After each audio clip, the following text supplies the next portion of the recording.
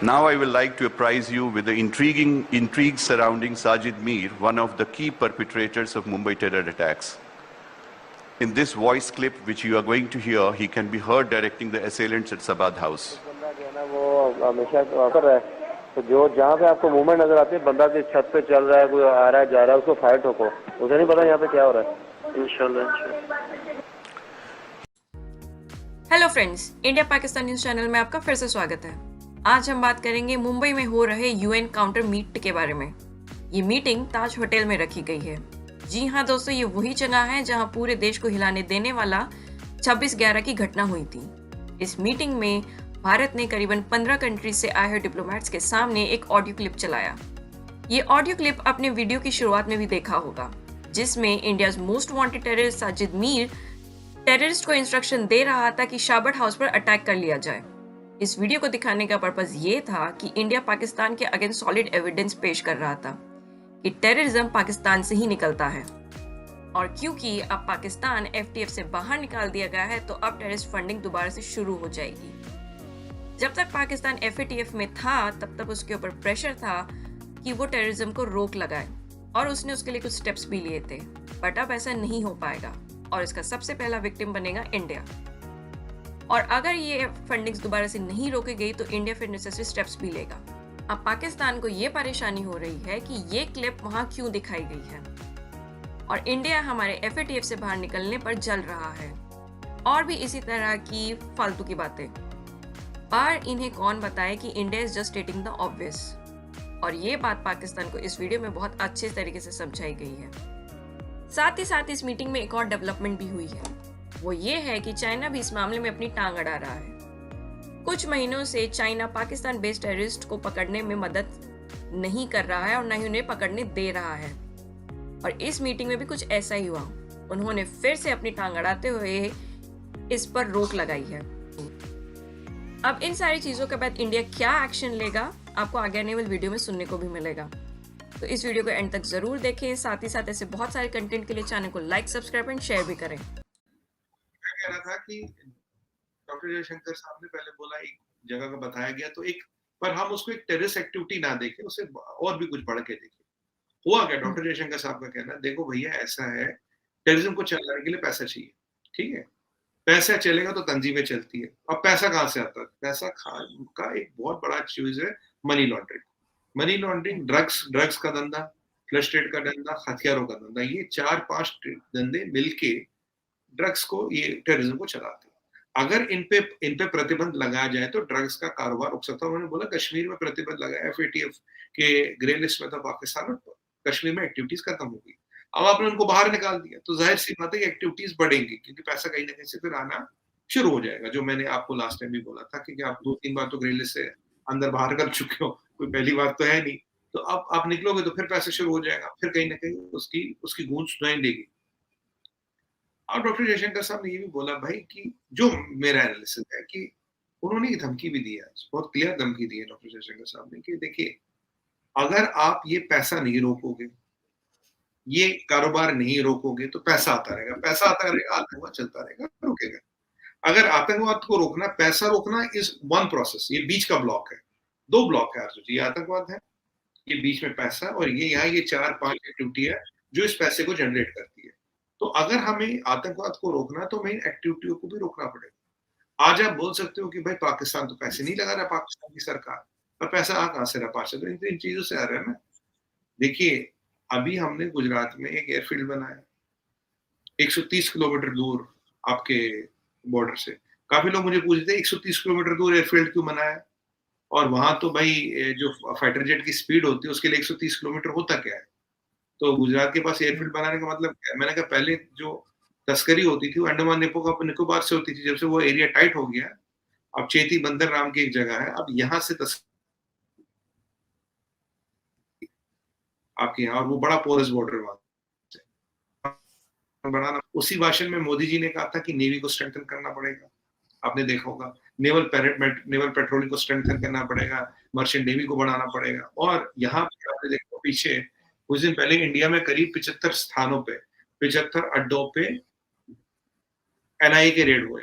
अभी अड्डे किसके हैं, किस किस के नहीं है, ये पता हो जाएगा, खुलासा होगा। आप जानते हैं, मैं जानते हूँ किसकी तरफ दिमाग कहाँ की तरफ भाग रहा है। तो ये जो चीज है ये भी काम हो रही है। तो अब अगर इंटरनेशनल बॉडी इस चीज को कंट्रोल नहीं कर पा रही है या नहीं कर पाएगी तो हमें अपने लेवल पे आके कंट्रोल करना पड़ेगा, और इसकी कार्रवाई हो रही है। और मैं आपको ये भी बता दूं, जो नेशनल इन्वेस्टिगेशन एजेंसी है, कल परसों ये भी खबर आई थी, उसके उसके हर स्टेट में ऑफिस होगा, और एक स्टेट में ऑफिस ही नहीं होगा परमानेंट ऑफिस, और कुछ जिले ऐसे हैं, 200-250 जिले करीब, जिनमें परमानेंट ऑफिस होंगे। तो धीरे धीरे अब आप देखेंगे India is on the path of police reforms and also judicial reforms, क्योंकि हमें चाहिए कन्विक्शन रेट 90%। और अगर ये चीजें बाहर नहीं रुकेंगी, अगर अब भी मीर पे टेक्निकल होल्ड लगाता चाइना, तो इसका मतलब है चाइना टेररिज्म को सपोर्ट कर रहा है, चाइना टेररिज्म के साथ है। और वो क्लिपिंग के बाद अब वो चाइना का लोग बातें घुमा रहे थे कि नहीं म्यूचुअल इंटरेस्ट हो, देखिए इस टाइम का ये म्यूचुअल इंटरेस्ट वगैरह कहने का टाइम निकल गया। हम अपने देश में करेंगे जो हम कर सकते हैं, उसके लिए वर्क इन प्रोग्रेस है। इंटरनेशनली जो करना पड़ेगा वर्क इन प्रोग्रेस है। अगर इजराइल को हक है अपने इंटरेस्ट को कहीं भी प्रोटेक्ट करने का, तो आजू जी मैं आपके चैनल पे खुल के बोलता हूँ, हमें भी हक है अपने इंटरेस्ट को कहीं भी प्रोटेक्ट करने का। उसके लिए जो भी करना पड़े, जैसे भी करना पड़ेगा, क्योंकि हम इंटरनेशनल ड्रामा और फसाड़ों पे ज्यादा दिन नहीं चल सकते। क्योंकि आज हमने अपना स्टैंड वाजे कर दिया, देखो भैया ये हमारी परिस्थिति है, आप कर सकते हो तो करो। उसके बाद भी चाइना, ये बड़े बेगैरत किस्म के लोग हैं, बड़े बदतमीज जाहिल किस्म के लोग हैं। आज भी कुछ म्यूचुअल की अंग्रेजी, वैसे इनकी अंग्रेजी तो वीक होती है, पता नहीं कोई लिखा पिखा पढ़ा म्यूचुअल की गोलगप्पे तल रहे थे वहां पे। कौन सा म्यूचुअल, क्या म्यूचुअल मीर, ये सामने ये क्लिप तुम्हारे सामने में बैठे हो, इतने लोग मारे, दुनिया ने देखा, और आज भी तुम बात करो म्यूचुअल म्यूचुअल म्यूचुअल की। और हमें साथ काम करना चाहिए, क्योंकि साथ और काम करने के दिन निकल गए। आप आरजू जी जानते हैं मैं डायरेक्ट बात करता हूँ, मैं इन बिटवीन द लाइंस बात नहीं करता, और मैं तो प्रेडिक्ट भी बोल देता हूँ कि मुझे क्या लगता है और आगे क्या होने वाला हो, क्योंकि this is what I think my strength is. ये आज बहुत बड़ी धमकी दी गई, इंटरनेशनल प्लेटफॉर्म पे वाजे कर दिया गया, you can not take India's interest for granted, India will do whatever it is required. अगर वो बालाकोट करना है बालाकोट होगा, अगर वो सर्जिकल स्ट्राइक करनी है सर्जिकल स्ट्राइक होगी, अगर हमें कुछ एसेट्स को जहां कहीं भी न्यूट्रलाइज करना हो वो भी किया जाएगा। और व्हाटएवर, देखिए अगर जहां 150 करोड़ लोगों के जानमाल का की बात होती है, तो ये करना पड़ेगा, क्योंकि हम ये तंग आ गए हैं डॉजियर बेच बेच के, प्लेटफॉर्म बोल बोल के। आज तो हमने क्लिपिंग भी दिखा दी, और ये बेगैरत चीनी ऐसे आज भी फिर भी पता नहीं क्या गोल गोल बातें कर रहे थे। अब हमारी भी पेशेंस की सीमा बाहर जा रही है। मेरा interpretation this is we are reaching a stage where we will handle the things the way we will be in our national interest, और वो स्टेज आ गई है, मैं आपको ये गारंटी दे रहा हूँ, और ये हमें करना पड़ेगा, और उसके लिए जो भी एक्शन लेना पड़ेगा। आज जी आपने म्यूनिक पिक्चर तो देखी होगी, अच्छी पिक्चर है। तो अगर म्यूनिक पिक्चर इजराइल तो हमारे सामने बहुत छोटा देश है ना, अगर इजराइल म्यूनिक कर सकता है, तो अगर हमें प्रिवेंशन या क्योर के लिए जो भी करना पड़े होगा। और कुछ चीजें आज की डेट में भी चल रही है, जो 2-3 चीजें मैंने आपको बताई, प्रिवेंशन और केयर की 4 चीजें चल रही है। जब तक ये 4 चीजें पीछे चल रही है, टेररिज्म को पैसा जाना नहीं रुकेगा, और टेररिज्म को पैसा जाना नहीं रुकेगा, यहाँ कहीं बम फूटेगा, कहीं गोली चलेगी, कोई क्लाशनिकोव होगी, और कोई कुछ होगा। बाय द वे एक और चीज भी टेररिज्म को बहुत फंड करती है, वो है बेटिंग। बेटिंग का पैसा भी कहीं जाके वो बहुत फाइनेंस करता है। अब आप देखेंगे आने वाले टाइम में बेटिंग पे भी कुछ कार्रवाई होने की मेरा आइडिया है कि कुछ कार्रवाई हो सकती है। एक चीज तो हमें माननी चाहिए कि इंडिया जो है वो टेररिज्म का विक्टिम रहा है, इसमें तो कोई इससे इनकार नहीं कर सकता।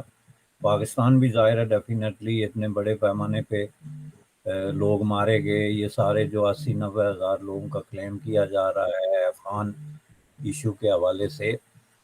लेकिन उसमें 2 चीज़ें जो है वो बड़ी, एक आप उनको इजीली जो है वो डिफ्रेंशिएट कर सकते हैं। पाकिस्तान में जो टेररिज्म हुआ है वो समझ में आने वाली बात थी, चूँकि पाकिस्तान एक ऐसी जंग में कूद पड़ा था अफगानिस्तान के खिलाफ या हमायत में या उसके लेके, कि जिसकी वजह से इस पूरे रीजन में जो है वो टेररिज्म मिक्स अप हो गया कि कौन किसके साथ है कौन किसके खिलाफ है।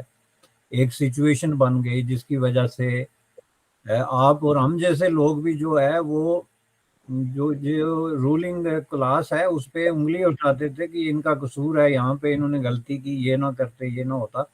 लेकिन जाहिर है इंडिया किसी इस तरह के मामले में मुलव्वस ना होने के बावजूद जो बम्बई अटैक हुई, पार्लियामेंट अटैक्स हुई, ताजमहल की जो आप बात कर रहे हैं, ये सारी चीज़ें हुई, तो उसमें जाहिर है कि इंडिया का, ये मैं समझता हूँ कि किसी भी कंट्री का जो इस तरह की सिचुएशन में हो, नंबर वन जो है फोकस होना चाहिए वो ये होना चाहिए कि टेररिज्म को कैसे फेस किया जाए, और उसमें कौन कौन से मुल्क आते हैं ये दूसरी बात है। ज़ाहिर एक इंटरनेशनल क्वेश्चन है, अगर पाकिस्तान नहीं भी है इसमें इन्वॉल्व नहीं भी है तो टेररिज्म स्टिल एक बिग क्वेश्चन है। और जो कॉन्फ्रेंस इंडिया में इस वक्त हो रही है वो कोई पाकिस्तान फोकस तो नहीं है ना, वो एक इंटरनेशनल टेररिज्म के काउंटर टेररिज्म का एक रास्ता है। लेकिन जाहिर है जैसा कि हम जानते हैं स्टार्टिंग फ्रॉम 1947 इंडिया और पाकिस्तान की पॉलिटिक्स जो है उस वो हमेशा ब्रैकेट होती है, और स्पेसिफिकली जब क्वेश्चन आता है टेररिज्म पे, क्रॉस बॉर्डर जो इन्फिल्ट्रेशन पे, इस तरह की चीज़ों पे, और नेटशेल में जाके तो मसला कश्मीर आता है जिसको उन्होंने कोट किया है कि कश्मीर के अंदर FATF के दौरान जो है वो खामोशी रही है। अब ये जो है बहुत बड़ा इंपॉर्टेंट किस्म का सवाल उन्होंने उठाया, जो मैं समझता हूँ कि उन्होंने गेंद जो है वो पाकिस्तान के कोर्ट में डाल दी है कि पाकिस्तान इसको किस तरह रिस्पॉन्ड करता है। प्रॉब्लम ये है कि पाकिस्तान में एक जो है वो लोग एक तरह की हालते जंग में हैं आपस में, जिसमें पॉलिसी मेकर्स से लेके तो एस्टेब्लिशमेंट तक, और कोई बयान देने वाली कुव्वत से लेके तो ओपोजिशन तक, सारे के सारे जो है वो at war with each other हैं। तो उनको पता ही नहीं कि कोई कॉन्फ्रेंस हो रही है, मुमकिन है ये आपकी तरफ से इतला उन तक पहुंचे। ये मैं आपको बता दूं, चूंकि जब आप जो है ना आई बाल तक धंसे हूँ पॉलिटिक्स में कि मुल्क का अगला जनरल कौन होगा या मुल्क का अगला हुक्मरान कौन होगा, जो कि एक डेमोक्रेटिक कंट्री में मैटर नहीं करना चाहिए। ये अभी ऋषि सोनक देखें, all of sudden overnight prime minister बन गया, जो इतना बड़ा वाकया है दुनिया में, एक रिमार्केबल किस्म का। कितना अरसा इस पे डिस्कशन होती रही है, उसके बाद कितना अरसा होती रही है। आप एक जनरल की अपॉइंटमेंट पे आपने पूरा बर सगीर किया, दुनिया अपने कंधों पे उठाई हुई है और दुनिया को थका दिया, आपने हलकान कर दिया है भाई। तो आपको तो पता ही नहीं कि बम्बई में कोई ऐसी कॉन्फ्रेंस जो है वो हो रही है, या इवन के हम FATF से निकल गए। तो ये तो इंडिया की तरफ से एक इंकशाफ है। लेकिन मैं समझता हूँ कि ये रिस्पॉन्ड आप कैसे करेंगे, कि पाकिस्तान रिस्पॉन्ड करे कि क्या उसकी ये पॉलिसीज सारी की सारी जो FATF स्पेसिफिक थी, या इनफैक्ट पाकिस्तान की orientation towards terrorism, towards the forces of terrorism जो है वो चेंज हो गई हैं कि नहीं हो गई हैं। इस वक्त जो एज वी स्पीक बहुत सारे लोग इंक्लूडिंग हाफिज सईद जो है वो पाबंदे सलासल वाला लफ्ज़ तो नहीं कहना चाहिए, जेलों में हैं, कैद हैं या जैसे भी है। और इस वक्त टेररिज्म मुल्क के अंदर जो है एक तरीके से अंडर कंट्रोल है। बेशक इस वक्त भी कुछ ऐसी कुव्वतें मैं आपको बता दूं कि मुतहर्रिक हैं, ख्वाह वो कश्मीर के बॉर्डर पे हों या उससे एफिलिएटेड एरियाज़ में हों। यानी आप ये नहीं कह सकते कि ये मुकम्मली कम्प्लीटली जो है रूट आउट हो गया है।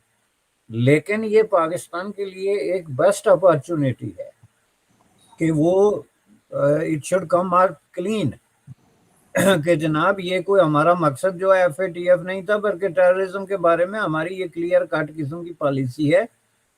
जिस तरह के बाजवा साहब ने एक वक्त में ऐलान किया था, जिसको आप बाजवा डॉक्ट्राइन कहते हैं, जिसमें उन्होंने कहा था कि जी अब हमारा फोकस मुल्क के अंदर है।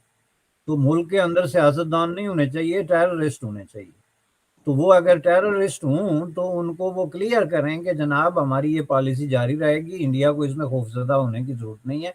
और मैं समझता हूँ कि इट ओपन्स द डोर्स। ये एक बड़ा जो है इंडिया पाकिस्तान के, चूंकि इंडिया की वाहिद जो आपके पाकिस्तान के हवाले से ऑब्जेक्शन रहा है वो इसी काउंट पे रहा है, on the count of terrorism, कि जी पाकिस्तान एक तरफ टेररिज्म कर रहा है और दूसरी तरफ मुज़ाकरात या अमन की बात कर रहा है। तो दिस इज द अपॉर्चुनिटी कि जनाब आपने 27-28 शर्तें रखी, जिनमें से 20 से ज्यादा टेररिज्म से मुताल्लिक थी, हमने सब पूरी कर ली, हमने टेररिस्ट कैद कर दिए, हमने पॉलिसी चेंज कर दी। तो लेट्स टॉक।